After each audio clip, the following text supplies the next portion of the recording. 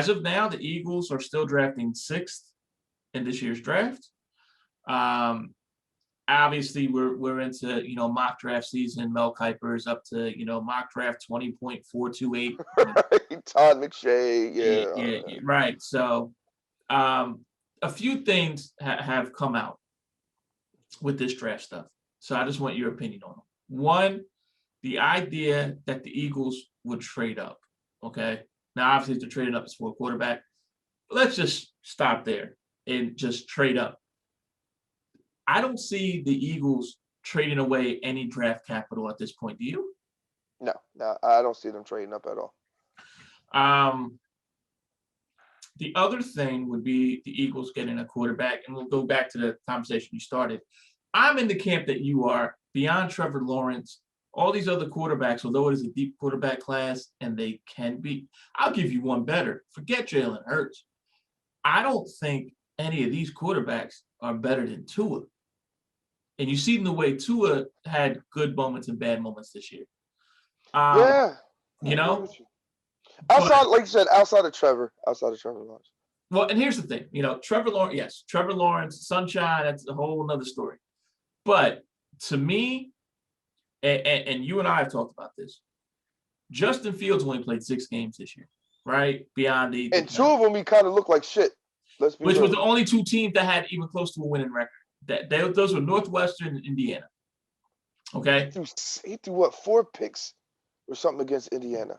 Indiana. Right. Now, he looked great against Clemson, but a lot of people forget. Clemson played 12 games. Ohio State only played 6 and had 3 weeks off. And in that regard, that does make a huge difference. It makes probably in football, it makes the biggest difference in any other sport that you can think of. It does. No, I agree. Totally agree. Meanwhile, Zach Wilson, who I love, BYU didn't play anybody. The only team that they played that, granted, it was rushed and COVID and all that, was Coastal Carolina that was ranked, and they lost. I think so. The kid from and I can't remember his name, from North Dakota State, I can't remember his name either. Yeah, but that tells you what we think of him. We can't remember. Been there, done that, right? Bro, I'm gonna be honest with you, and I think that this year's draft is going to be kind of similar to McNabb's draft, with the exception of I think that Trevor Lawrence is actually going to be really good, but I think you got to get down to Mac Jones in Alabama to see the next quarterback who's going to do well. Listen, okay. This is not a knock on this kid, but this kid at one point, this kid had Devontae Smith, Waddle, CeeDee Lamb, and Ruggs at one point as his receivers. Well, but I think it depends on, all right, the kid from BYU, right? Zach, right? Zach Wilson, right? I think it depends on where he goes. I think if he goes, because Arthur Blank, before we even get to that, Arthur Blank has came out and said, no, we are not trading Matt Ryan. Okay? So let's throw it out the window. But I think if he went to a team like Atlanta and sat behind Matt Ryan for a year, I think he could be successful in, going into his next year. You know what I'm saying? But if you throw, once again, outside of sunshine, if you throw any of these dudes on any team, any of these teams, and they have him start and have them start, including Trevor Lawrence is going to struggle at Jacksonville. Right. My thing is that Mac Jones, I've seen his progression and how hard he's worked. He reminds me a lot of Joe Burrow. I think Joe Burrow's more talented, but he reminds me of that. And then, honestly, Kyle Trask, to me, out of Florida, is just as good as Justin Fields, is just as good as Zach Wilson. But was he coaching, though? Because the kid wasn't even – I said Kyle Trask. The kid wasn't even a starter on his high school team. And yet he was third in Heisman. But what I'm saying is, was that coaching? Part of it was coaching, absolutely. But remember, we talk about all the weapons Mac Jones had, right? Right. Justin Fields played for Ohio State that has a ton of weapons too. I mean, half Hmm. the class won't play in the NFL. Zach Wilson played at BYU, where literally the spread was are you going to win by 56 points or 63 points tonight? You know what I Right, mean? right. And I keep on want to say Easton Stick. That is not the quarterback. I mean, he was from North Dakota State. That was the quarterback that went after Carson. But I just don't know enough about him. Like, whereas Kyle Trask, okay, to me, I feel like has a lot of tools, but the exception of the tight end Pitts, didn't really have people who were first round, second round, third round grades around him. He's improved drastically. The quarterback coach that helped improve them, or the coach that helped improve him, is our quarterback coach now. And like, I think that he could be kind of Dante Culpepper like. I mean, yeah. You never know, man. Right, right. Like you I never will know. give you one sleeper quarterback. I don't think that he's going to be like better than all the other ones, but I'm kind of rooting for him, not because ignore the comparison, but Kyle Mond from Texas A&M, okay, I feel could be very similar to kind of Dak Prescott. All right, quarterback, but you put a good team around him, and he's going to look like a superstar. Because Texas A&M, they lost games or whatever stuff. That kid was a 3-year starter, never got blown out with the exception of one game against Alabama, and this year only lost to 2 teams, and both of them were playing for the championship. Right. But, right. But I mean, I I think he's personally going to be a don't feel. fourth-round pick, but he's a project. I mean, the biggest thing is beyond Sunshine, all these quarterbacks are projects and probably need to sit back a year.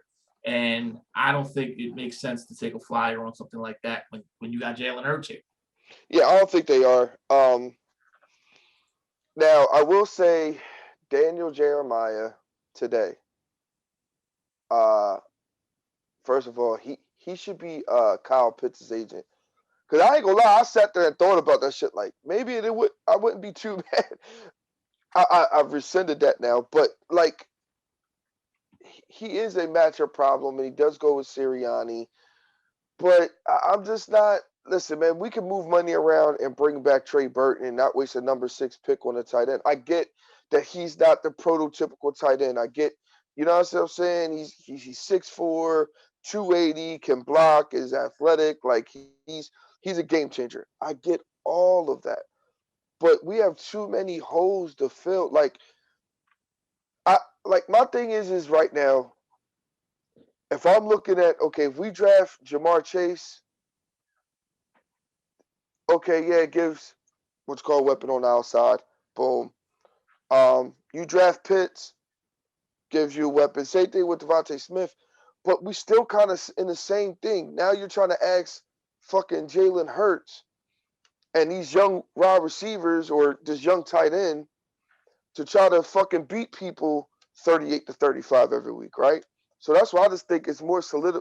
The smartest move to me at the pick 6 is to get somebody like Patrick Surtain, who I think is almost a sure bet going to be a lockdown corner, to where Darius Slay is now your number 2 corner, and your boy, oh my God, what's his name?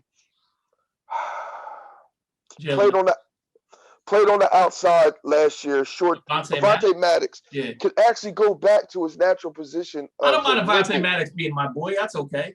Normally, when you say your boy is somebody that's awful. No. I couldn't think, because we both like him at the nickel. We don't like him at the outside. But as a nickel, now you got, and then our defensive line, we're not losing anybody really major. Even if you stay status quo defensive line wise, you got a top 5 defensive line. Now you got this, like, at least the corners. You get what I'm saying? Like, that could help create turnovers and could actually hold teams while this young team starts to come, this young offense comes together. That's just my philosophy on it. Now, I agree with you. And we've talked about this before. There's a nice handful of players I would not be upset that we drafted. But I think at this point, Patrick Surtain would be my first choice. Yes, yes. You know, Now, once again, listen, if they drafted Kyle Pitts, I'd be like, all right. Like, I wouldn't be like, what the fuck? But I would be right. like, Jamar Chase, I'd be like, all right. And then, especially if you got J.C. Horn and early in the second round, right? If he's still on the board, right? Then I'd be like, all right, I'm cool with that. See, Same thing with Devontae Smith. Like, if I had a choice out of the receivers, I'm taking Jamar Chase over any of the receivers. But so I'm going to ask you to think a little differently about the draft here. okay. Would you rather, when you play the Cowboys with them having Kyle Pitts, or play the Cowboys with them having Patrick Surtain? Because I feel like if we take Kyle Pitts, they're taking Patrick Surtain. If we take Patrick Surtain, they're taking Kyle Pitts. I would rather have them with Kyle Pitts. I agree. It's interesting though. I just, and I'm looking at actually Daryl Jeremiah's mock draft here. The other thing that's interesting with this is that, And real quick, I have a feeling the Cowboys are going to take an offensive lineman, but at 10. well, They're at 10, right? Or 11? They're at 10. 10, yeah. So this is my thing. And I know it's blasphemy to trade within the division and all that, but we're talking hypothetically. Okay. I would see what the Giants would offer to jump from 11 to 6, depending on how the board falls. Let's say at the 6th pick, only one of your 5 or 6 people you'd be happy getting is gone. So let's say Jamar Chase is gone, but you still have Devontae Smith and Waddle and Parsons and Farley and Surtain. They're all there, okay? Okay. And you go to the Giants and say, look, man, we know you're fed up with Evan Ingram and you want a tight end. How bad do you want him? We're willing to swap picks, but what else are you going to give us? Do you think that's too far of a drop, or would you even bother?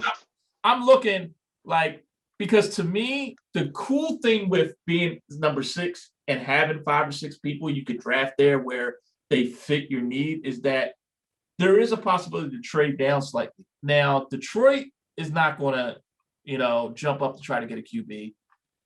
Carolina has no reason to. Denver might, and that's the only other thing I can think of. Maybe Denver. Well, Carolina does, because they're not sure if they're going to re-sign Teddy Bridgewater. Yes, but Carolina drafts 8th, right? We draft 6th.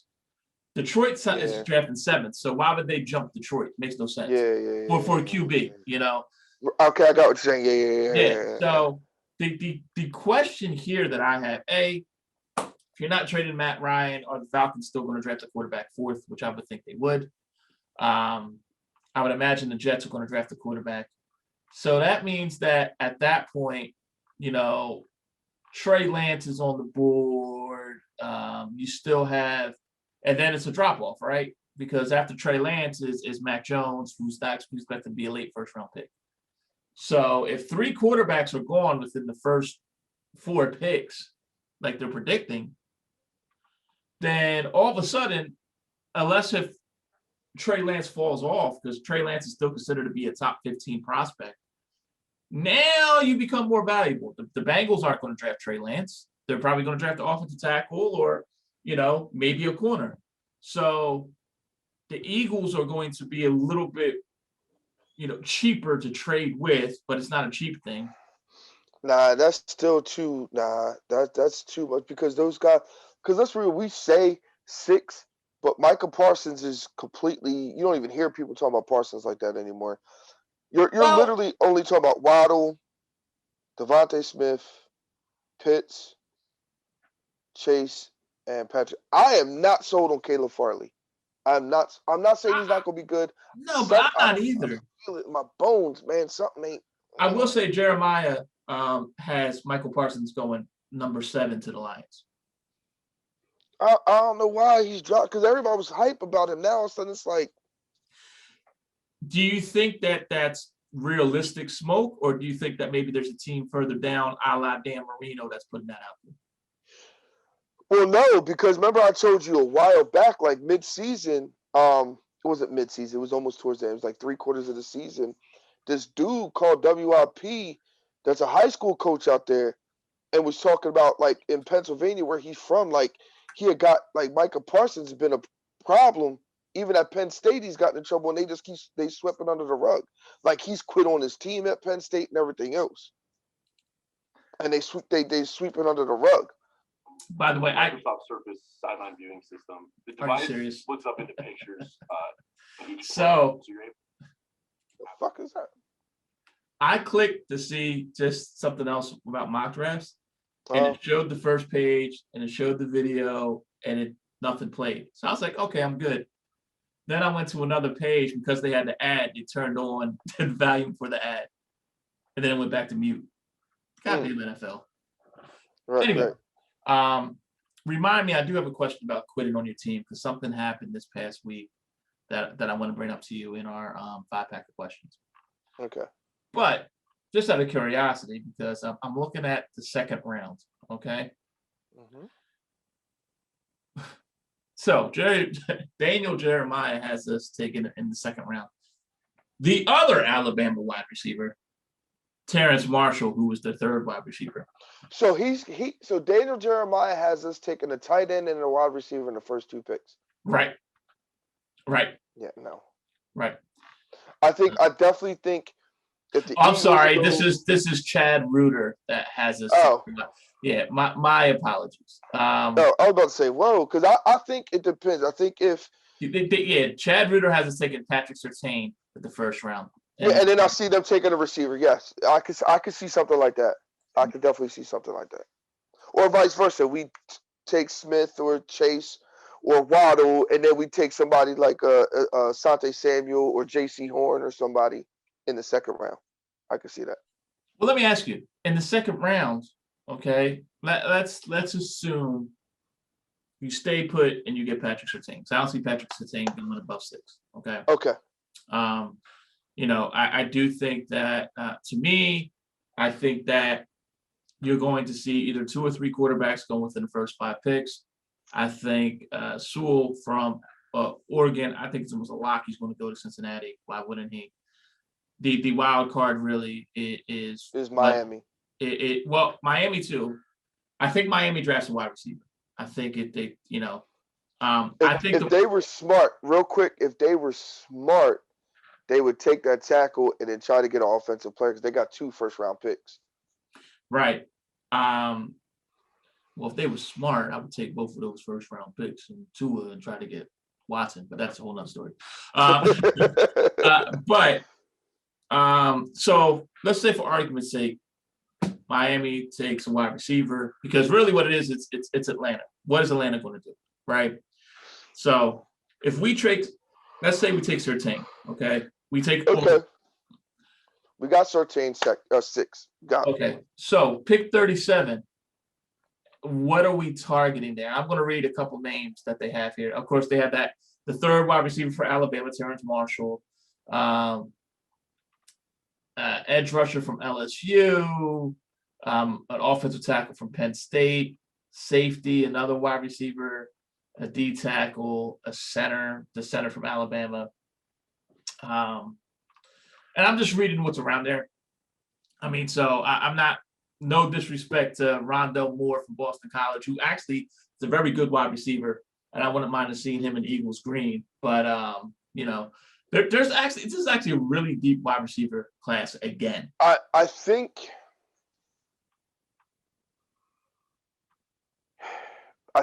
that Moore kid. I think if the Eagles go Patrick Surtain, I don't think they're going to waste it on an offensive lineman that high.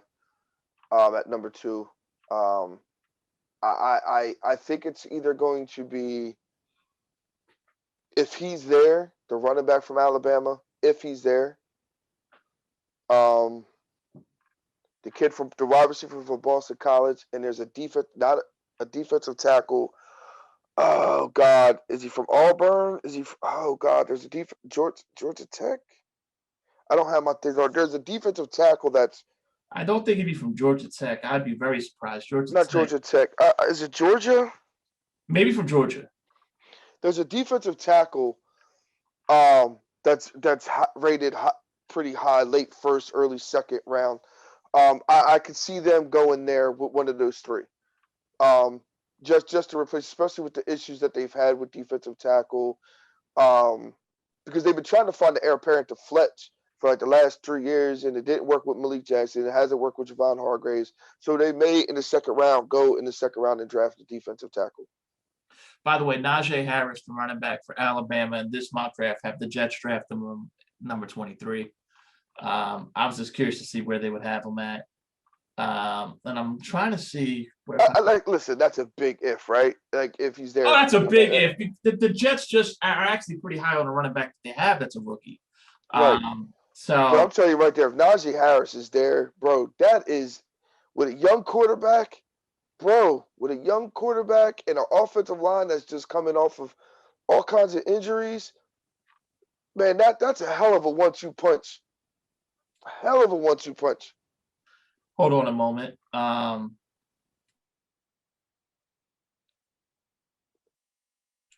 Had to mute the video. I'm just going through. I'm trying to find what defensive tackle you're talking about here. I had it written down in my old book. I will say this: Travis Etienne, the running back from Clemson, looks like he's going to be real decent too. I don't know if he'll be there when we pick, but trying to see here if I could just pop up real quick. I might not be able to. So Josh Myers, center from Alabama. You wouldn't be interested in drafting a center. You'd be more set on moving, say, Amalu to center. If Kelsey retires.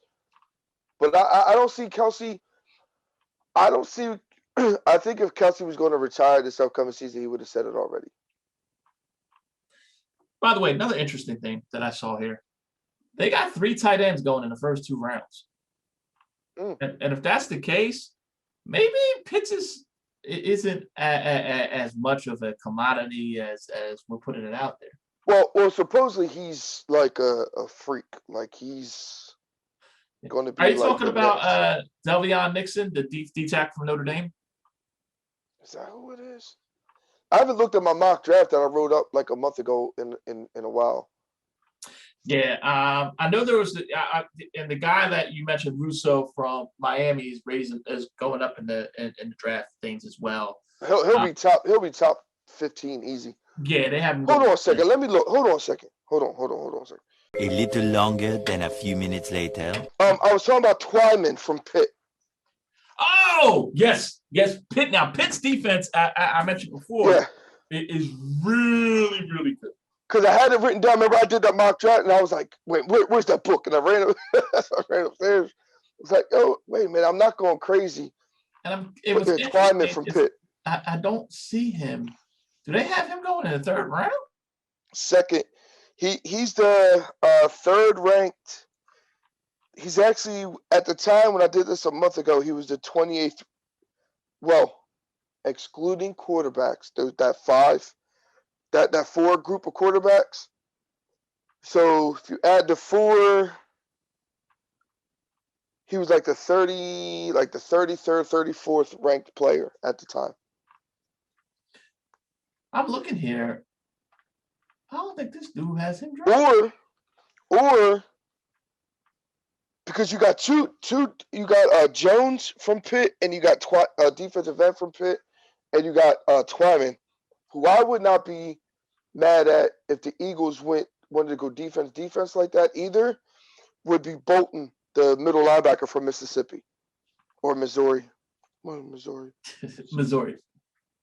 yes. Yeah, I don't think he's from Mississippi. Well, there are some pretty decent linebackers, in my opinion, coming out. My thought is that what about, real quick, what if we got, instead of the kid, what if we went receiver in the 2nd round and got the kid Marshall from LSU, the other receiver?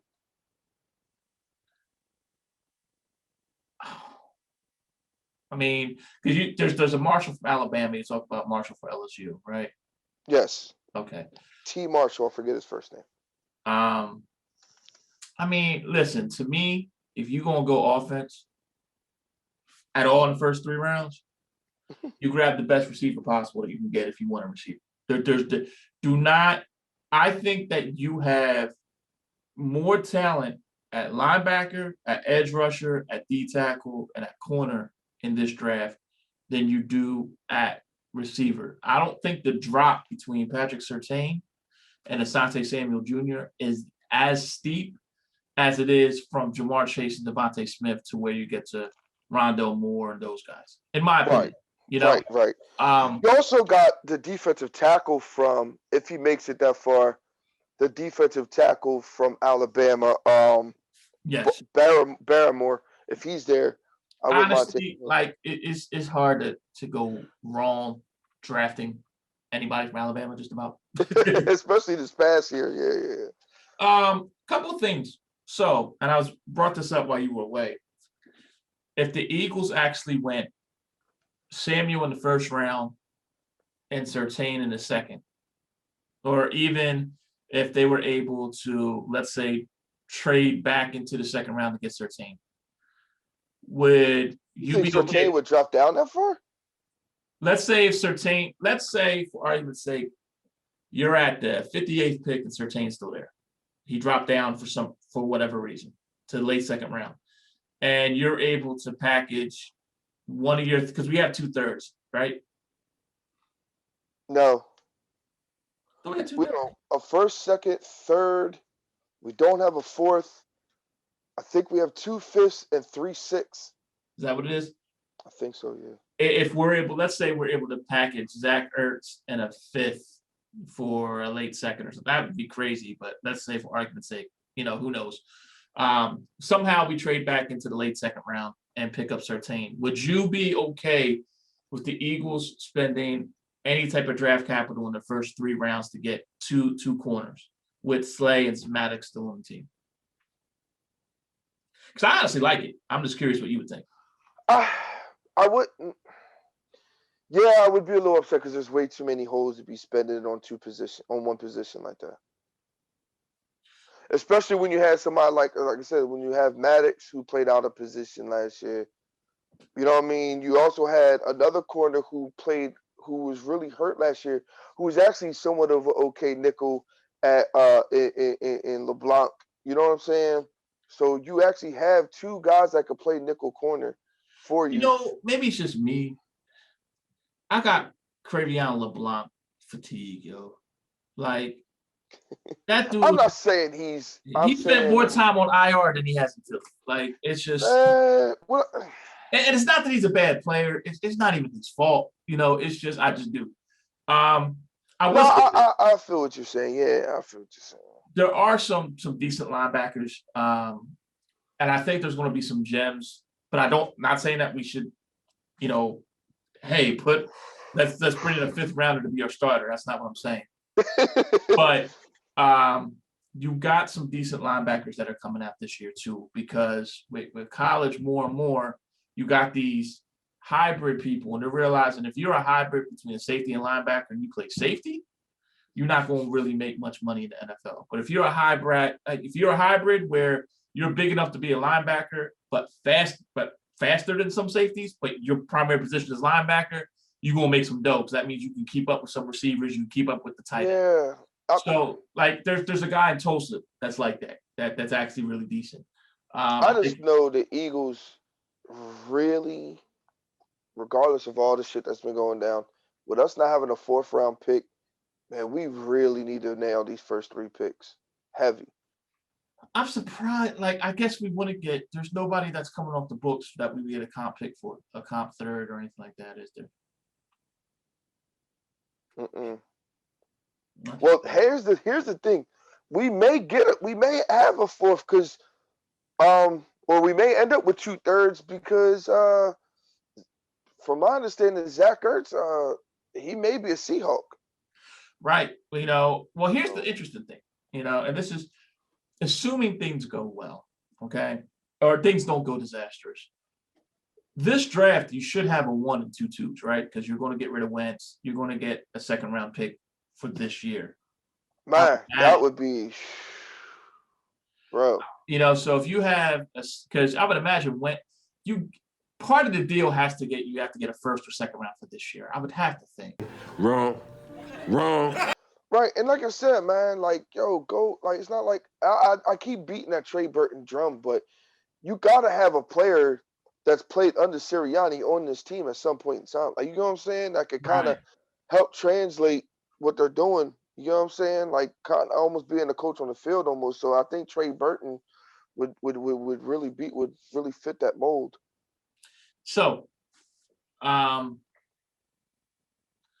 at the linebacker core that we have, with the exception of Sean Bradley, I think everybody's contract is up this year.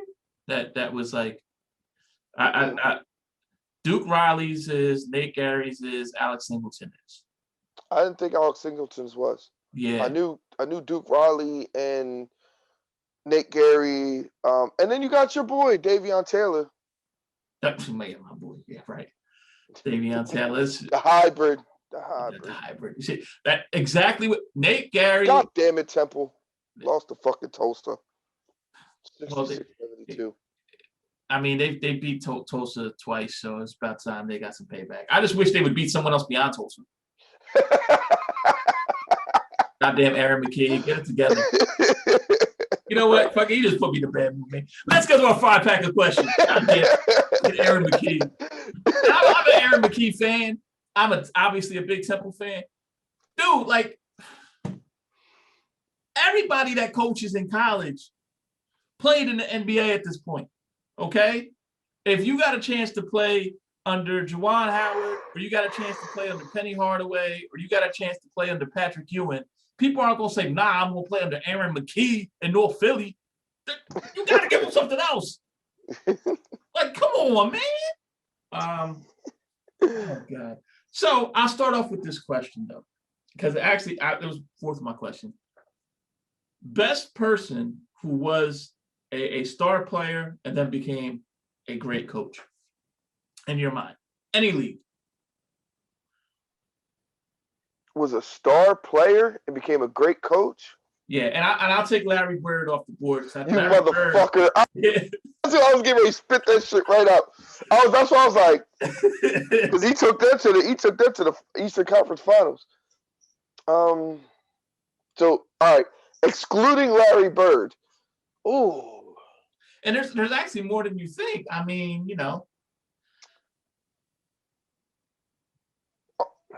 See, I don't like speaking before my time. Yeah. Now, in this particular case, if a coach was of our time, his playing career was probably before us. Like as far as seeing it live. Because didn't Bill Russell? He was player coach. Yeah. He was a player, a coach, and played and coach. Yeah, and they won a championship.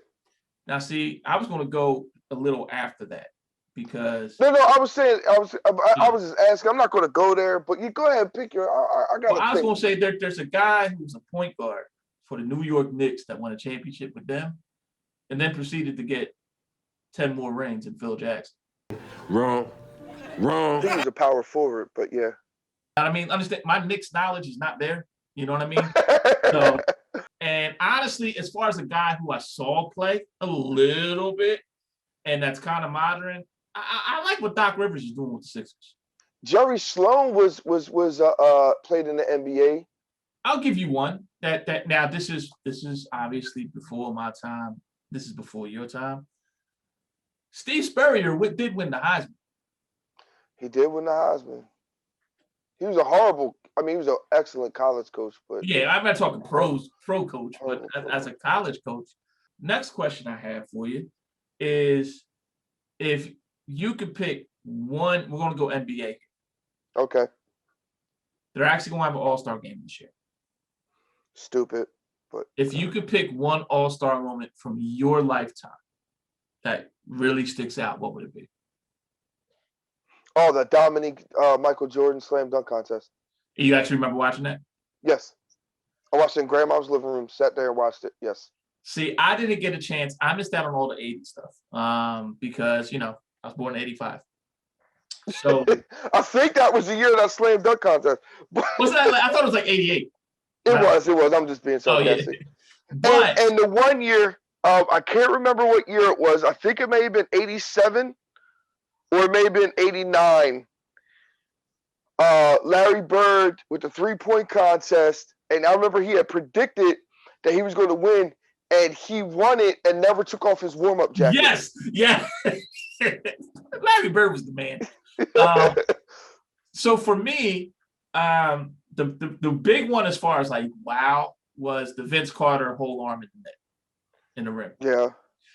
I will say, as not a highlight, but I remember I was working in radio, so I was actually at, if Philly people will know, Pinnacle nightclub, which when you were going to clubs was Beyond, I believe.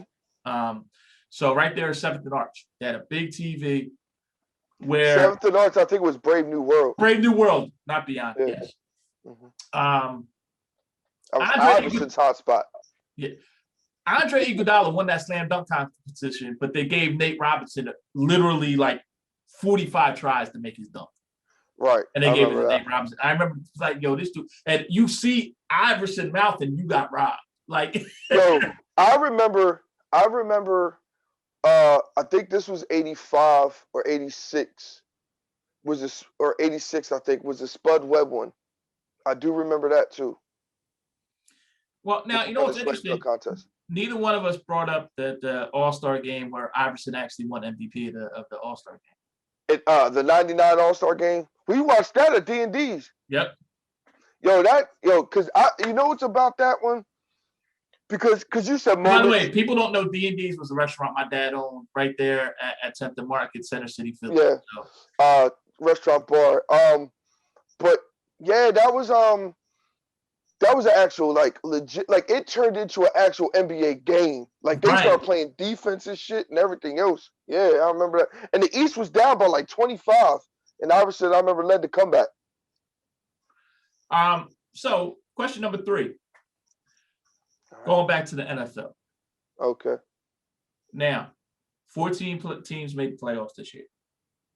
Yes. You can pick AFC or NFC. What team do you think has the best chance, who didn't make the playoffs this year, to not only make the playoffs next year, but win a game?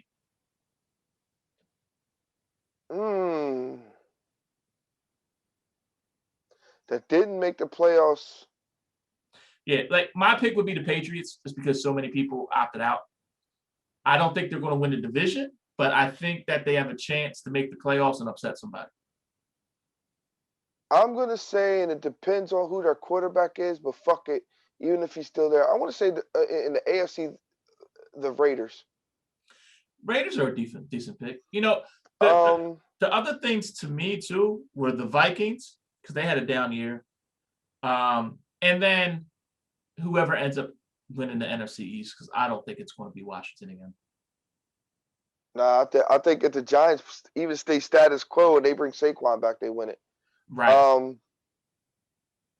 No, you know who I think in the NFC would be Arizona. Arizona's a good one too.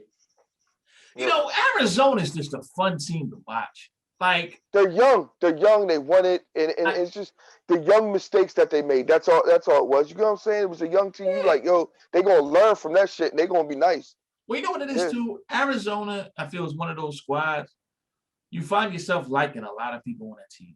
You like DeAndre Hopkins, you like Kyler Murray, you like, you know, some of the defenders, that Buda Baker. Like, they're not a team that really has a hate to face to, you know.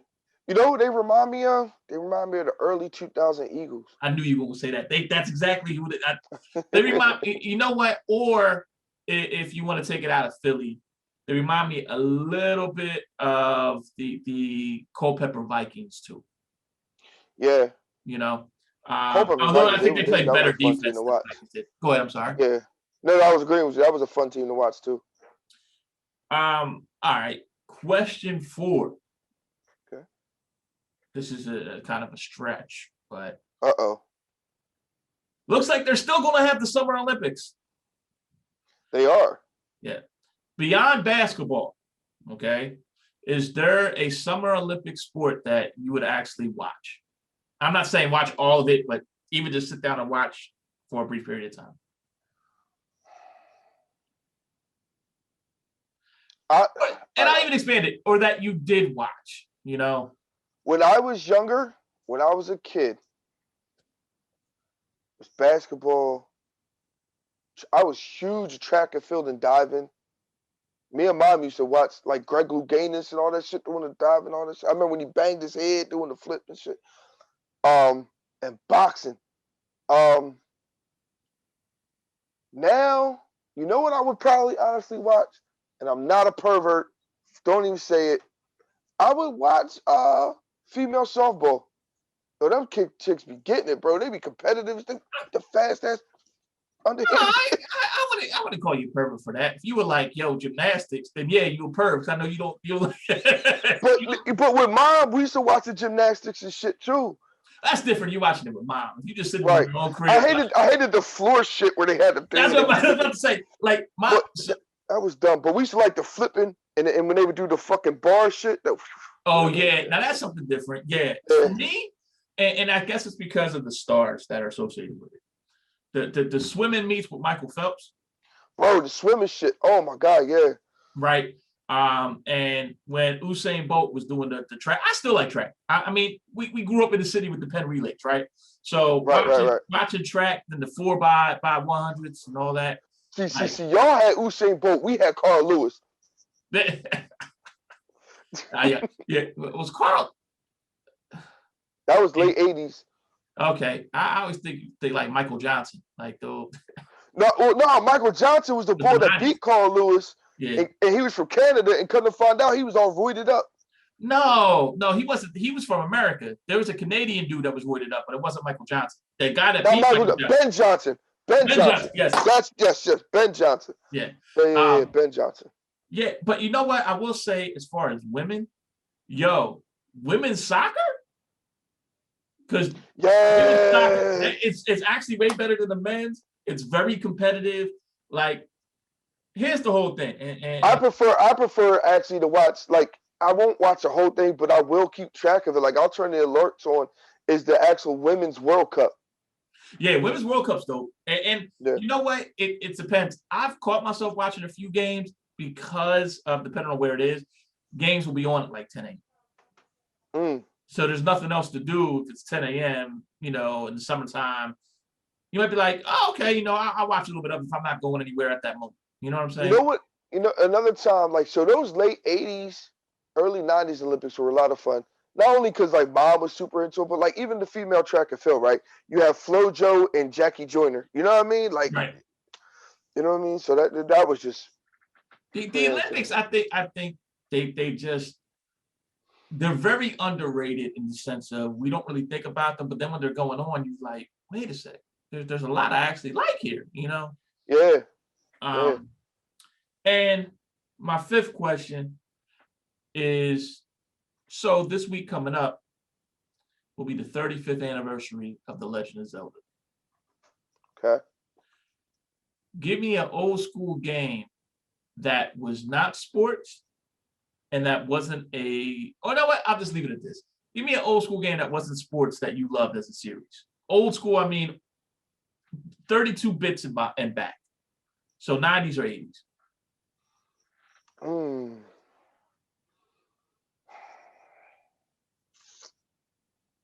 Like, now I'll give another one besides Mega Man. But yeah, I was gonna say I wasn't as big into Mega Man as you were. Like, I stopped at the Mega Man 2 because I was like, yo, that shit gave me PSD.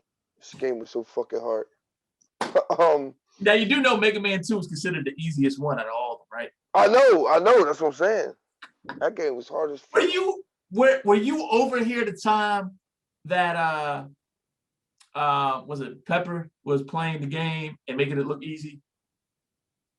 Somebody was playing. That was I think we were just over your house just chilling. That was like me, you. That was me, Rhonda, and then like Pepper and Jen came, and then their friend Mike came over. Yeah. And there, and Pepper got on the joint. Yeah. Yeah, I think that was the time we let AJ and Zach play Cards Against Humanity. Right, yeah. Yeah. Oh, that's a good one. Non-sport. Yeah, and I'm just gonna throw a few names out there of No, stuff. no, know what I liked honestly was the Mortal Kombat's, the original Mortal Kombat's Okay. series. Even though I tried to play it the other day, because AJ, I added 40 more games to my Sega Mini. Oh, so you able to do it on your own? Yeah. AJ did it. Were you able to download all the games? I guess AJ downloaded all the games, right? For you? Well, he did it individually and then put them into that, and then we downloaded. Then we had to put over the original games and then create the list and then just sync it. Yeah, the Sega Genesis Mini is hard to play fighting games on because you only got 3 buttons. I tried to play Street Fighter and I got my ass whooped. Yeah, you only got 3 buttons. You need that 6-button joint. Yeah, so I was like, fuck it. See, I would think that you might go with something like a Ninja Gaiden or a Castlevania or. Bro, fuck Castlevania. That shit was hard altogether. Ninja Gaiden was cool in arcade. I hated it on the console. You know what I actually started to. I like the Contras. Contra 1, Contra 2. I started appreciating in the late 90s, way beyond they were released, the Shinobi series. Shinobi was cool. That was another hard ass game. Just hard just to fucking be hard. The one hit kills. You know which one I actually got into, and you would have thought I would have got into the Marios, but I actually got into the Sonic ones. Really? Yeah, I played Sonic 1, Sonic 2, and then Sonic 3, like with the little yellow guy. Or Tails. Sonic 2 had Tails. Yeah, Tails. And then Sonic 3 was Sonic Pinball. Like, yeah, so. No, well, Sonic Pinball was a whole nother game. But I got what you're saying. Yeah. It's funny. I don't know why I remember this. I think it was your friend Lamont was over. So we going back a ways. And I remember he was playing your Sega. It was the early 90s. And you were trying to get him to go somewhere, and he's playing Sonic. He's like underwater, and he was like, "Oh, wait." He goes, "Yo, well, I'm about to die here, but wait until I finish this game and I get to go on my lives." And he looked up, and you were like, "Bro, you got like 9 lives after that." And then he was turned off the Genesis right on him, and y'all were about to start rumbling over it. Like, it was the funniest thing. And then as I got older, because my boy Maurice did that to me one time, I understood exactly what you're talking about. Like, you don't know how hard I worked to get damn near 9 lives in Sonic. Bro, I had AJ and Anissa playing the first Sonic, and the shit was so funny. So Anissa struggled a little bit, right? And AJ, he went through the first. He looking over. AJ probably played Sonic Mania, so. Right. So, AJ looking at it, right, like this, right? Gets to the next board. Now, the next board, if you go too fast, if you're not paying attention, it got the things that'll shoot you backwards. Right. He kept hitting them bitches. Oops. He kept hitting them bitches. Pew! And it would fuck him up, and he end up in the spikes and shit and dying. And he was, yo, he almost beat in one sitting yesterday. He almost beat the Ninja Turtles. The arcade game. The something zone. Yeah, the arcade game. Oh, Hyperstone Heist. Yes. Yeah.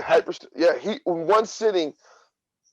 I made it like halfway through, and then I didn't realize that you had to spam the A button to get another life or to become another character. So he was just hitting the A button when he died, and he went from Donatello. Was it Don? No, Leonardo to Michelangelo, and he just went all the way through. Another series I enjoy too is the Streets of Rage series. By the way, speaking of those type of beat 'em up games. Yeah. Streets of Rage was dope. But yeah, man, I saw that Zelda. Yeah, I think it's the 21st. It's the 35th. It's hard to believe Zelda been out for 35 years. Good God. Do you know what today also is of anniversary of? I think it's today. It's either today or yesterday. It was today. The 25th anniversary of Happy Gilmore. Yes, it is. There actually is a picture of Adam Sandler and the actor that played Shooter McGavin, like just hanging out. Like, well, there's a video. He put out a video, and he's doing the Happy Gilmore fucking running up and playing golf that way today. And what's crazy is that like Bob Barker is still around, man. That That I don't know why. That's I hate that guy. The Price is Wrong, bitch. That still My makes me movie, laugh. yo. My movie. You know what? Just I'll throw out one more thing. As Okay. a bonus question. Your favorite '90s comedy? I feel not the '90s was big for comedy movies.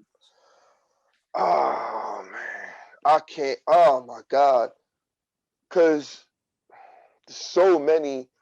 You got the Billy Madison, the Happy Gilmore. Um, And then you got the early '90s stuff too, which is kind of different. yeah.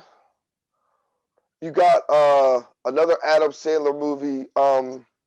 Wedding Singer. I thought that was 2000. Was that 90s as well? I think that was '98.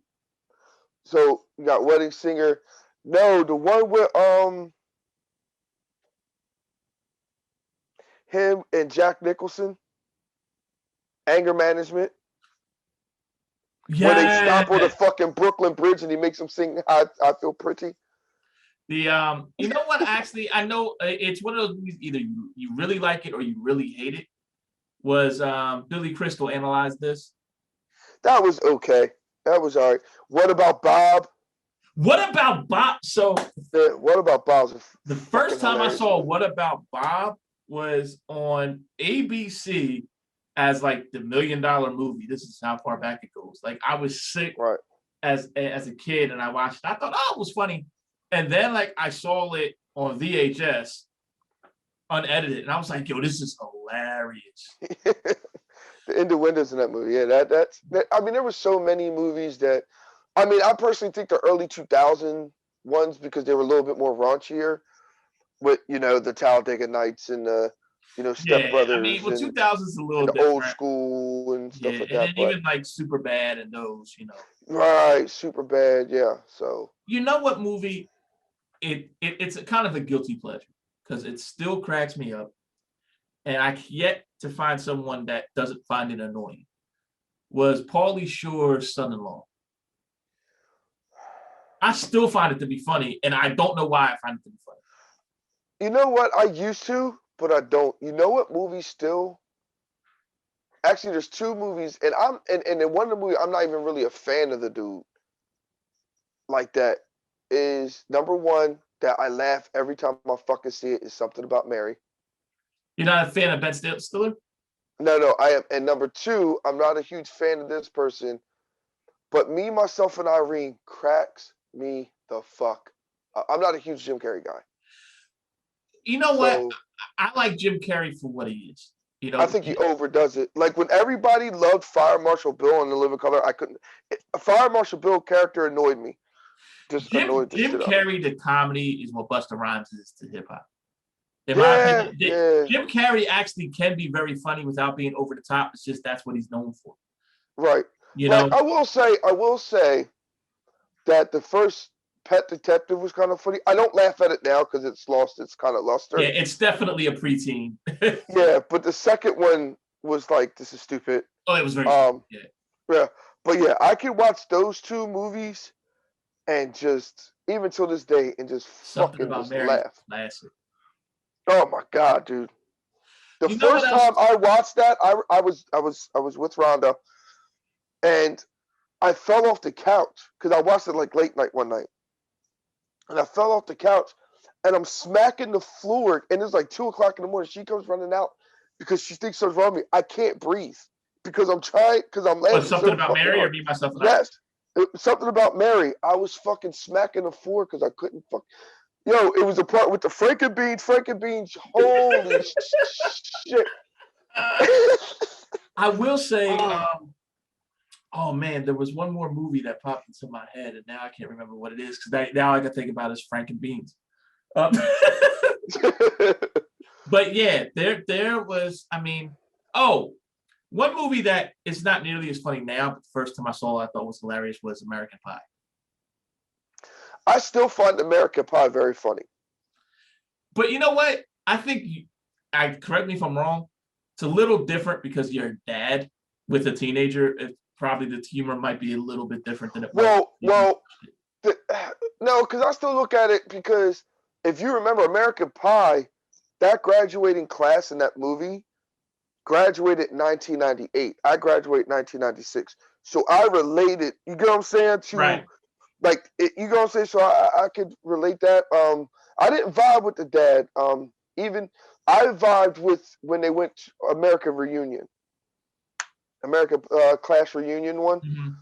That's what I felt more like I could understand. You know what I'm saying? One movie that I relate to now as a parent that I still find very funny is the late '80s. It may have been 1990. Was Parenthood with Steve Martin. Steve Martin. Yes. Yeah. Well, there's actually it's funny. So much more I want to talk about movies and TV and stuff. Right. I will give a highlight for a 5-pack question I will ask next week, which is don't answer now, okay? Okay. But a hit TV show that you've never watched or you didn't watch until after the run was done. Because I actually had the run was done and then kind of started up again. I watched it for the first time and I found it to be hilarious. And people are like, yeah, it was funny like 15 years ago too. Like, why are you just watching it now?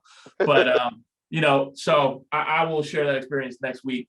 But that's our show, man. Listen, I'm glad that Real quick, are you up to date on WandaVision?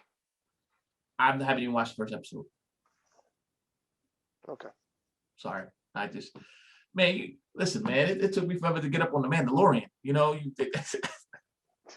but I will say this. I just told you I watched the show that was funny like 15 years ago for the first time this past week. You want me to watch it? But now it's you have to watch them if you want to know what's going on in the movies. Yeah, that's what I heard. I have a list. I lied to you not. I have a book here with a list of TV shows and movies I need to either rewatch or just watch for the first time. And some of them go back. Is Animal Kingdom on that list? It is not, and I need to add it. I have yet to come across anyone who doesn't like Animal Kingdom. So, Yes. but yeah, like there's a bunch of, and there's some stuff like, for example, it's been at least 20 years since I've seen the first Terminator, to the point where I don't remember half the movie. Yeah. You know, so I was like, I would just like to rewatch that. You know what I'm saying? I always watch Terminator 2 a lot more anyway, because that came out more so when I was able to watch movies, you know. Right. But you know, so yeah, there's a long list of stuff I need to watch. But that is our show. We might talk a little WandaVision or some other hit stuff next week too, to kind of spice it up a little bit. Who knows? Maybe we'll be talking about a Carson Wentz trade or a Zach Ertz trade. Yeah. And I'm disappointed because there's no combine. So there's only pro days. Well, So, you know, you are wearing a Philly shirt, right? Yeah. pitchers and catchers. Yeah, they started this week. So I'm just Sure. looking forward to spring, man. It was 50 degrees for like 6 hours, and it was just such a tease. Well, getting 6 to 8 on Thursday. So Right. Well, as you said, listen. So if y'all don't know, AJ can be very, very funny. Okay. One of the funniest things that I've heard in a long, long time that I have used at least 15 times since he said it was the weatherman lies about 8 inches more than I did in high school. That shit is hilarious. And if you didn't just laugh watching that, you have no soul. That shit's funny. That is grade A humor right there. The weatherman lies about giving 8 inches more than I did when I was in my 20s. So I gave you high school. You had to go. Hey. Oh man. You haven't matured much from 21 to 16. I mean, let's Well, be the real. difference between you lied about it to your 20s and then you got married. So there was very little gap there. Yeah. Good thing I had good thing I had a strong tongue, right? Easy. Well, on that note, hey, always glad to have you here. We'll talk to you next week, and any updates on the Eagles stuff and things of that nature will be on our Facebook. I may go live, y'all, for real.